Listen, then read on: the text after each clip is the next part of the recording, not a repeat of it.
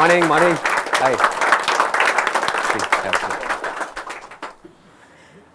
How are you all doing? आज का session 2 part में डिवाइड किया हुआ है. एक होगा रैपिड फायर और दूसरे पार्ट में जो भी आपने क्वेश्चंस पूछे हैं उसमें से वो क्वेश्चन जो मैक्सिमम लोगों ने पूछा है बस उसी की डेप्थ में चलेंगे. Whosoever wants to speak up, अपना हाथ ऊपर करिए और पूछिए एक एक करके. हाँ, लेडीज फर्स्ट बताइए. सर, अगर आपको अपना बिजनेस और अपना ये मोटिवेशन जो आप दूसरों को देते हैं, मोटिवेशन स्पीकर, इसमें से किसी एक चीज को चूज करना हुआ तो आप क्या चूज करेंगे? इसको. Next question. Favourite colour. क्या? Favourite colour. Favourite colour white. ये तो यार गर्लफ्रेंड वाला क्वेश्चन है. कलर एक परसेप्शन होता है, मतलब I am from animation background से हर एक कलर. अच्छा, ठीक है, उसके अकॉर्डिंग कि भाई मैं क्या सोचता हूँ क्या नहीं. Exactly. Being like everybody is good or being very different individual is good, which is better for our growth. जब आप सबके साथ हो तो आपको सबके जैसा रहना है. उस टाइम पे अगर आप ज़्यादा अपने आप को इंडिविजुअल दिखाने की कोशिश करोगे, अपनी इंडिविजुअलिटी को ज़्यादा दिखाओगे तो आप लोगों से कट जाओगे. लेकिन जब आप अकेले में कुछ सोच रहे हो then you need to think about deeply about your individuality, because वहीं से आपको स्ट्रेंथ मिलेगी लाइफ में फोकस्ड रहने की. बिकॉज जब हमको क्लियर पता होता है कि मैं ये हूँ और उसके हिसाब से मैं काम करने वाला हूँ, चाहे वो काम मुझे अभी नहीं भी आता है लेकिन आज नहीं तो कल आ जाएगा. सर, ऑरा जैसी कोई चीज होती है? कोई है जो सोच रहा है, जो बोल रहा है, जो कर रहा है, तीनों एक है. रत्ती भर भी फर्क नहीं है. यानी कि कहीं झूठ की कोई गुंजाइश ही नहीं है. उसको ऑरा बोलते हैं. Most of us here have reached that level where parents will be pressurizing for marriage, and then you need to decide that whether it's your career, whether it's your marriage stuff. Apparently, what should you choose if it's not possible, impossible, literally impossible to find out a balance between both of them? आपकी priority है. किसी के लिए career ज़्यादा important है, किसी के लिए मैरिज ज़्यादा इंपॉर्टेंट है. हर इंसान अपने आप में अलग है. Whatever your priority is, you should choose that, not what my priority is. शादी के लिए कैसे लड़की चूज करनी चाहिए? शादी के लिए कैसे लड़की चूज करें? लड़कियों को देखो, उनसे बात करो. सर, आपका सोर्स ऑफ मोटिवेशन क्या है? मेरा सोर्स ऑफ मोटिवेशन कुछ भी नहीं है. इनफैक्ट मेरी लाइफ में मोटिवेशन नहीं है, मेरी लाइफ में इंस्पिरेशन है. लोग ये वर्ड बहुत ज़्यादा यूज़ करते हैं, मोटिवेशन मोटिवेशन मोटिवेशन. मेरे लिए motivation is like a temporary feeling. जैसे आपने मेरी कोई वीडियो देखी, आपको एक अच्छी फीलिंग हुई, उसको मोटिवेशन बोलते हैं. इंस्पिरेशन इज समथिंग, बुरी फीलिंग्स भी अंदर हो रही हैं, then also you are going आगे आगे आगे आगे लाइफ में बढ़ते चले जा रहे हैं. तो अब सवाल ये उठना चाहिए कि इंस्पायर्ड कैसे हो. मैं वैसे थोड़ा सा डीपली टच कर रहा हूँ because this is a very very important point to be understood. कि हमेशा चार्ज अप कैसे रहें लाइफ में, माइंड पूरी तरह से एक्टिव कैसे रहें, अंदर से इंस्पायर्ड कैसे रहें. उसके लिए क्या करना है कि अपना जो आपका नजरिया है मेरे सेशंस देखने का उसको बदल दो. Don't look at it as a motivational session. Stop calling it as a motivational session. Call it as an understanding session. There are lot of people जो मुझे मिलते हैं, वो ये सवाल पूछते हैं, सर अब हमारी जो और जो थी आदतें वो तो छूट गई है लेकिन आपके सेशन देखने की आदत पड़ गई है. कई लोग मिले हैं मुझे, कहते हैं अब इससे कैसे पीछा छुड़ाएं. मैंने कहा बे घोचू, मेरे सेशंस क्या है? This is all about wisdom. Wisdom किस लिए चाहिए? ताकि आप इस पूरे खेल में रहते हुए इस खेल से बाहर निकल सको. आप समझ गए कि अगर मेरे सेशंस को आप ऐसे देखोगे कि लाइफ को मुझे बारीकी से समझना है, इसलिए मैं इनके सेशंस देख रही हूं या इसलिए मैं इनके सेशंस देख रहा हूं, और एक बार अगर आपको खेल समझ आ गया तो आप अपने आप ही इंस्पायर्ड हो जाओगे. फॉर एग्जाम्पल, आप कोई नया गेम खेलते हो, जब तक आपको खेल नहीं समझ आता है तो आपको डर भी लगता है अंदर फील्ड में जाने से. आपको लगता है मैं आउट हो जाऊंगी, मैं नहीं खेल पाऊंगी. आपको खेल समझ आ गया तो क्या आप चाह करके भी अपने आप को खेल खेलने से रोक पाओगे? ये समझ लो. तो जो जिंदगी का खेल है ना, ये अगर एक बार आपको समझ आ गया, बिजनेस का खेल समझ आ गया, काम का खेल समझ आ गया, रिलेशनशिप्स का खेल समझ आ गया मेरे सेशंस को देख देख करके, तो फिर आपको खेलने में मजा आने लग जाएगा. मजा आने लग गया तो आपको मोटिवेशन की जरूरत नहीं है, किसी को बाहर से आकर के आपको बोलने की जरूरत नहीं है कि आप ये करो. आप इंस्पायर्ड हो गए, देन आप तेजी से आगे बढ़ते चले जाओगे. जैसे ही नीचे गिरोगे, नॉर्मली क्या होता है जब हम नीचे गिरते हैं तो नीचे गिरते ही चले जाते हैं. तो जैसे ही नीचे गिरोगे, अगर आप अंदर से इंस्पायर्ड हो तो इमीडिएटली आपके अंदर से आएगा उठो, और आप उठ करके खड़े हो जाओगे. Come on, get up, It means get up. inspiration is Instant. long term. Right. Inspiration is permanent. It's permanent. क्योंकि वो आपके अंदर से आ रही है। अब इंस्पिरेशन कैसे आती है? जितनी हमारी समझ गहरी होती चली जाती है उस काम की, जो काम हम कर रहे हैं, उतना ही हम उस काम में इंस्पायर्ड होते चले जाते हैं। कि अगर आप खाना बना रहे हो तो बड़े प्यार से बना रहे हो, समझ करके बना रहे हो, है ना, then you are inspired for cooking. But अगर ऊपर से बना रहे हो पेट भरने के लिए, दैट इज लाइक, वहां पर मोटिवेशन चाहिए। कोई बंदा भूखा होगा, वो कहेगा यार खाना बनाओ ना, क्या हुआ खाना नहीं बना अभी तक? हाँ बना रही हूँ।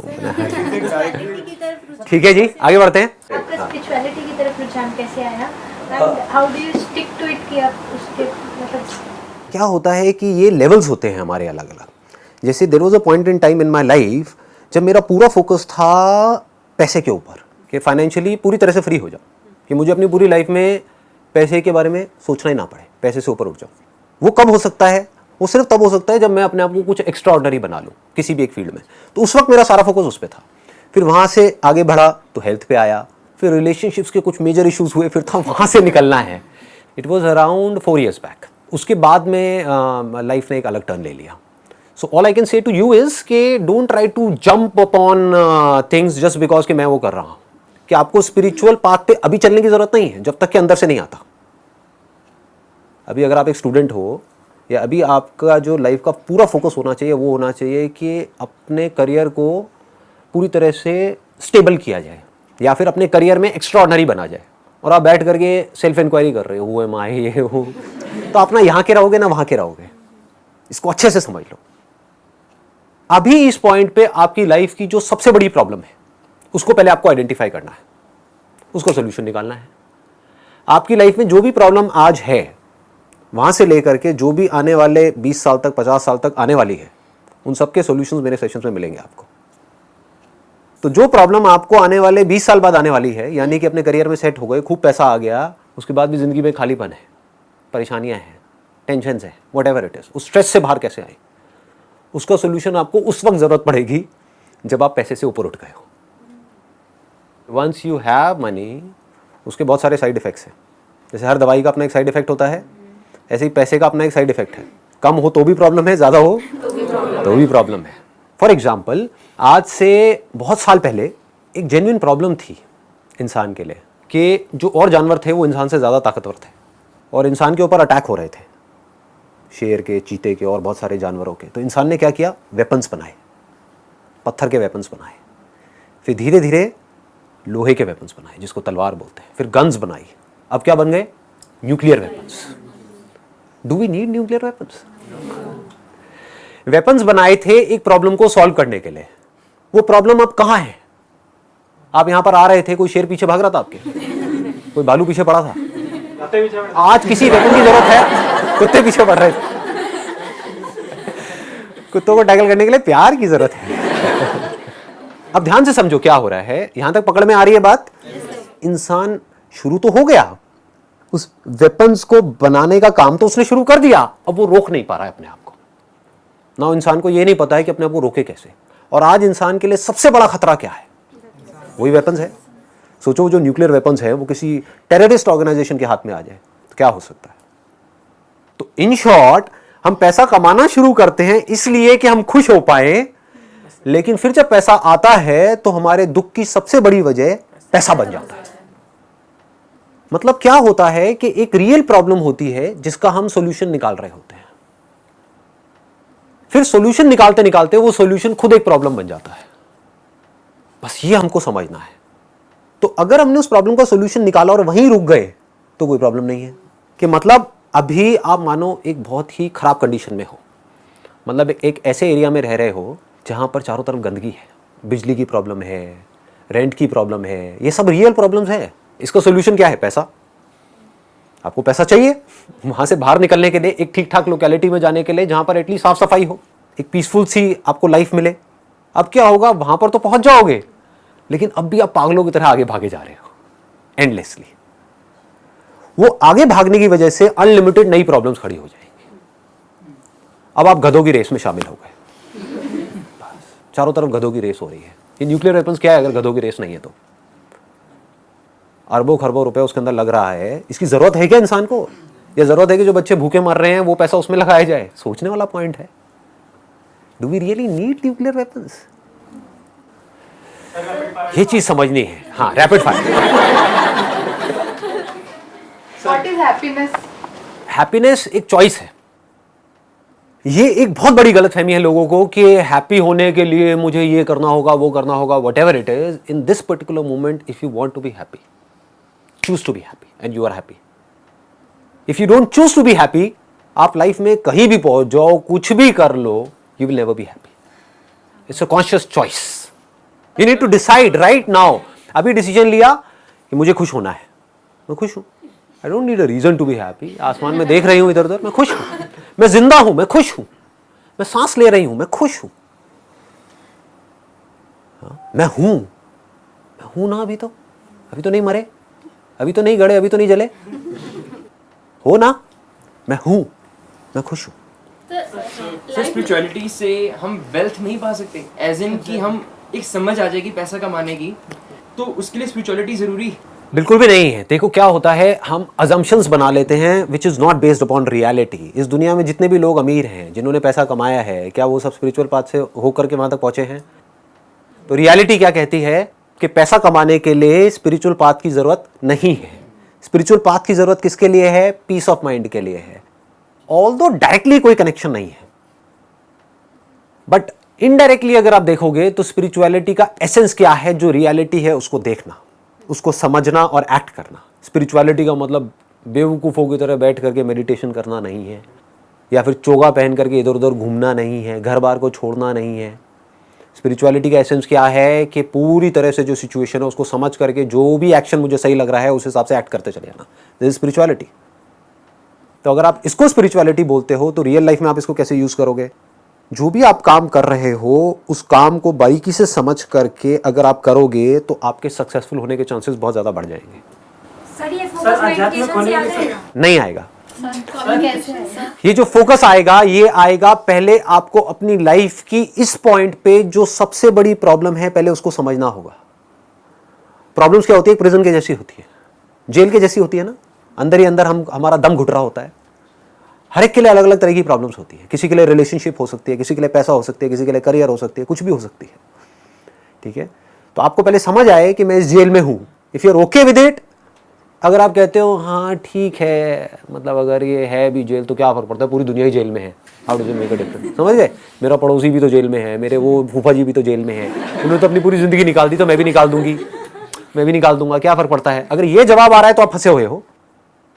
बट अगर अंदर से ये आ रहा है no I am not okay with it, जैसे मेरी फैमिली में फाइनेंशियल प्रॉब्लम जब थी, मेजर इश्यूज थे, तो मैंने कहा no I am not okay with it, I need to do something, I not accept it.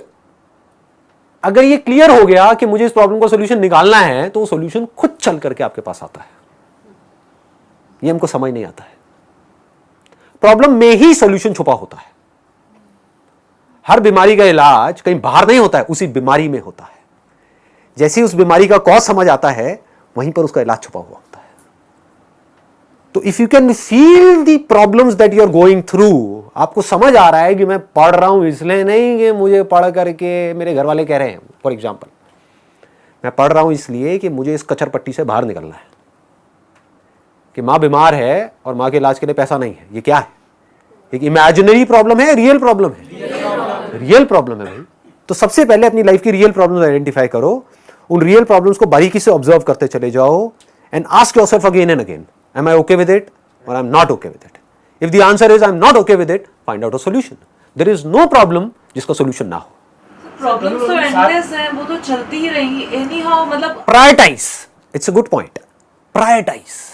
वो प्रायोरिटी नहीं है ना हमारी लाइफ में। प्रॉब्लम्स अनलिमिटेड हैं, जिसमें से 99% इमेजिनरी प्रॉब्लम्स हैं। उसको अगर आप बारीकी से देखोगे, कि प्रॉब्लम्स की वजह में मर गई तो क्या होगा फिर उसके बाद? मतलब मैं समझा नहीं। मैं मतलब we all have an expiry date ना, हाँ। हो सकता है कि शायद मैं एक साल बाद ये क्या है? अब देखो, बड़ा अच्छा इन्होंने क्वेश्चन पूछा है। Is it a real problem और an imaginary problem? Imaginary problem हो सकता है आप ना मरो 100 साल तक भी। ये दुआ नहीं है, वैसे बद्दुआ है। समझ रहे हो? पहले के जमाने में बोलते थे 100 साल तक जिंदा, आज तो बद्दुआ है। इतने पोल्यूशन में 100 साल तक आदमी का क्या हाल होगा? अगर मैं स्पिरिचुअलिटी की बात पर कब कब चलूंगी, मतलब मुझे नहीं फैक्ट ऑफ लाइफ कि हाँ एक टाइम तो जो आपकी रियल प्रॉब्लम्स है, अगर रुक करके आप तसल्ली से उसको देखोगे ना, फॉर एग्जांपल रिलेशनशिप्स की आपकी प्रॉब्लम्स हैं, रियल प्रॉब्लम्स हैं, अगर अपनी पूरी एनर्जी लगा दी, पूरा फोकस लगा दिया उसको सॉल्व करने में, कुछ दिनों के अंदर अंदर वो सॉल्व हो जाएगी। Sometimes something is happening in the relationship, maybe in the office, कुछ conflicts, कुछ politics चल रही हैं, something like that. And एक बंदा प्रेशराइज हो रहा है चीज़ों को लेकर के, उसको बार बार प्रेशराइज किया जा रहा है। अब वहाँ पे अगर मैं बोलूँ कि मुझे अपना स्पिरिचुअल पावर यूज़ करना है, आई हैव टू थिंक कि like I am positive, whatever is going on let them go, मतलब चलने दो उसको। सो वहाँ हम लोग ये स्पिरिचुअल पावर यूज़ कर सकते हैं, वहाँ हम अपनी थिंकिंग को चेंज कर सकते हैं ना पॉजिटिव वे। राइट, बट वो भी समझना होगा कि वो फ्रस्ट्रेशन किस लेवल की है। एक है कि कोई हम किसी ऑफिस में काम कर रहे हैं और हमारा जो बॉस है वो एक लिमिट में हमारा टॉर्चर कर रहा है, या वहाँ पर जो पॉलिटिक्स है वो लिमिट में है, तो वहाँ पर तो आप ठीक है एक पर्सपेक्टिव को अपने चेंज कर लोगे, अलग नज़र से दुनिया को देख लोगे, वहाँ पर जो फ्रस्ट्रेशन है उसको घर पे जा करके थोड़ी देर मेडिटेशन करोगे, थोड़ा सा रिलैक्स हो जाओगे। लेकिन अगर वो प्रॉब्लम बड़ी है तो वो रियल प्रॉब्लम है, यानी कि जो ऊपर बंदे बैठे हैं वो करप्ट हैं। समझ पा रहे हो कि जो बॉस है उसका नेचर ही ऐसा है कि वो आपको चैन से जीने ही नहीं देगा। वहाँ पे कोई स्पिरिचुअलिटी काम नहीं आएगी, वहाँ पे क्या काम आएगा? Action. You need to act fearlessly. Action क्या कहेगा? छोड़ो इस कंपनी को, कोई और कंपनी ज्वाइन करो। अब वहाँ पर फियर क्या कहेगा कि अगर मैं किसी और कंपनी में गया, वहाँ पर भी यही प्रॉब्लम हुई तो क्या होगा? ये क्या है? ये इमेजिनरी प्रॉब्लम है। बस इसको बारीकी से समझ लो। हर बीमारी की एक दवाई होती है, उस दवाई का भी एक साइड इफेक्ट होता है। अब आपको देखना है कि वो जो साइड इफेक्ट है वो ज्यादा बड़ा है या बीमारी ज्यादा बड़ी है। पकड़ में आ रहा है? कोई मेडिकल फील्ड से है आप में से? हाँ, तो आप समझ पा रहे होगे मैं क्या कह रहा हूं, राइट? डॉक्टर्स को ये कॉल लेनी होती है कि अगर ये किया तो इसकी वजह से ये कॉम्प्लिकेशंस आ जाएंगी, लेकिन आप कहोगे कि नहीं, अभी जो प्रॉब्लम है वो इतनी बड़ी है कि उसके आगे कॉम्प्लिकेशंस जो एक्चुअल में बहुत बड़ी है लेकिन वो भी छोटी है। बस अभी आप अपनी लाइफ में अगर आइडेंटिफाई कर लो इस पॉइंट पे रियल प्रॉब्लम ये है और मुझे इसका सोल्यूशन निकालना है और सिर्फ इसी का निकालना है, क्योंकि ये इस वक्त टॉप प्रायोरिटी पे है। इसको प्रायोरिटाइज करना बोलते हैं। आपको समझ आएगा टॉप पे ये है, नंबर 2 पे ये है, नंबर 3 पे ये है, नंबर 4 पे ये है, और आपको रियलाइज होगा कि मैं अपना सारा एफर्ट लगा रहा हूं अभी इस पॉइंट पे नंबर 10 वाली प्रॉब्लम के लिए या नंबर 100 वाली प्रॉब्लम के लिए। पकड़ में आ रहा है? हाँ, ऐसे जब ऐसे चलोगे तो क्या होगा इसको भी ध्यान से समझो। आपका जो माइंड है उसकी जो एनर्जीज है वो फ्री हो जाएंगी। आज आपकी जो माइंड की एनर्जीज है वो फ्री नहीं है, क्लटर्ड है, माइंड के अंदर खचड़ पचड़ है। न्यूज़ देखी कोई उल्टी सीधी कहीं पर न्यूज़पेपर में या फेसबुक पे या व्हाट्सएप पे, अब आपको मन कर रहा है उसको जानने का, उसके बारे में सब कुछ जानने का, ये क्या हुआ, कैसे हुआ, क्यों हुआ, व्हाटएवर। उससे आपकी लाइफ कैसे बेटर होगी? लगाओ दिमाग। ये इंसान का बेसिक नेचर है। अगर मैं यहाँ पे दीवार पे लिख दूं ना कि इसके पीछे मत देखना, सारे जाएंगे देखने के लिए। This is called curiosity. तो इस क्यूरियोसिटी को सही डायरेक्शन देनी है। लाइफ में फोकस क्लियर होना चाहिए, गोल क्लियर होना चाहिए। जब मैं बोलता हूं ना कि अपना काम करो और उसके बाद में अपना 100% लगाओ और उसके बाद में जो भी हो रहा है अच्छा या बुरा उसको छोड़ दो, लोग इसका गलत मतलब निकाल लेते हैं। लोग क्या निकालते हैं? गोल सेटिंग की जरूरत नहीं है, सक्सेस के बारे में सोचने की जरूरत नहीं है। अरे नहीं जी, ऐसा नहीं है। You need to work for success. मतलब कि अपने आप को तैयार कर रहे हो सक्सेसफुल होने के लिए, उसके बाद फेल भी हो गए तो फर्क नहीं पड़ता। जब मैंने अपने करियर की शुरुआत करी थी तो मेरा जो गोल था वो उस समय कोई क्लियर नहीं था, तो इट वाज लाइक भटका हुआ था, कभी कुछ कभी कुछ कभी कुछ, धक्के खा रहा था इधर उधर। फिर एक ऐसा पॉइंट आया था जब जा करके गोल क्लियर हो गया था कि मुझे ये करना है। जैसे वो क्लियर हुआ, सक्सेस मिल गई। पहले ये सीखना है कि माइंड को एक जगह पर लगा करके कैसे सक्सेस को अचीव किया जाता है, पहले ये समझ आना चाहिए। जब आपको वो समझ आ जाएगा तो वो आपकी आदत बन जाएगी। वो तब हो सकता है जब प्रॉब्लम बहुत बड़ी हो। जैसे अभी अगर मैं आपको यहाँ पर फॉर एग्जांपल एक पानी का बड़ा सा ड्रम रखूँ और आपका मुंह ले जा करके उसके अंदर कर दूँ, क्या होगा? एनर्जी आपकी कम लगेगी बाहर निकलने के लिए या पूरी लग जाएगी? क्यों? प्रॉब्लम बड़ी है, बहुत बड़ी है। इससे बड़ी कोई प्रॉब्लम है? नहीं है। तो जितनी बड़ी प्रॉब्लम उतनी बड़ी एनर्जी, उतनी बड़ी फोर्स के साथ आप उसका सॉल्यूशन निकालोगे और उतने ही ज्यादा चांसेस होंगे उस प्रॉब्लम को सॉल्व करने के। तो अभी आपको पकड़ना है कि आपकी ऐसी कौन सी प्रॉब्लम है, कौन सी ऐसी बीमारी है, या क्या ऐसा इशू है अभी आपकी लाइफ में जो सबसे बड़ा है, जिसका सॉल्यूशन नहीं निकाला तो हो सकता है आपके अंदर से आए, नहीं भैया इसके बिना तो लाइफ नहीं चल सकती। तो अगर प्रायोरिटी सेट है लाइफ में तो फोर्स पूरी आएगी, फिर डर नहीं होगा वहां पे, फिर ये नहीं होगा कि मैं ये कर पाऊंगा या नहीं कर पाऊंगा, फिर तो कर ही जाऊंगा।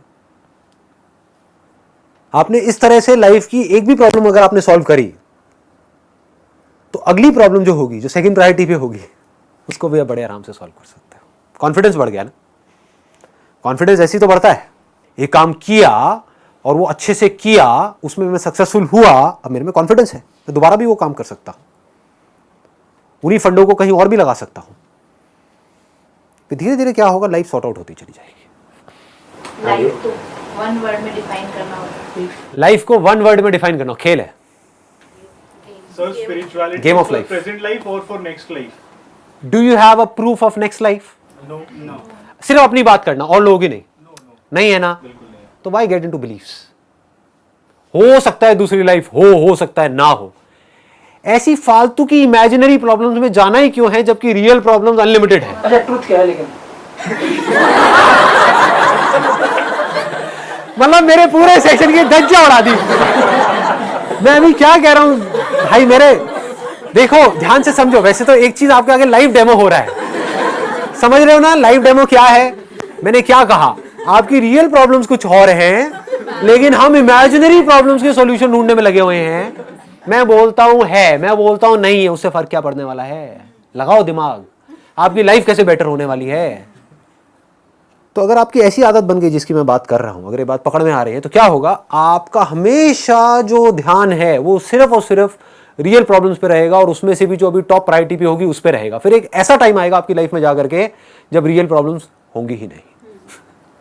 सर सबकी सारी प्रॉब्लम सॉल्व हो गई, उसके बाद में क्या? उसके बाद में इस दुनिया में बड़ी प्रॉब्लम्स है। चलो जी, थैंक यू सो मच।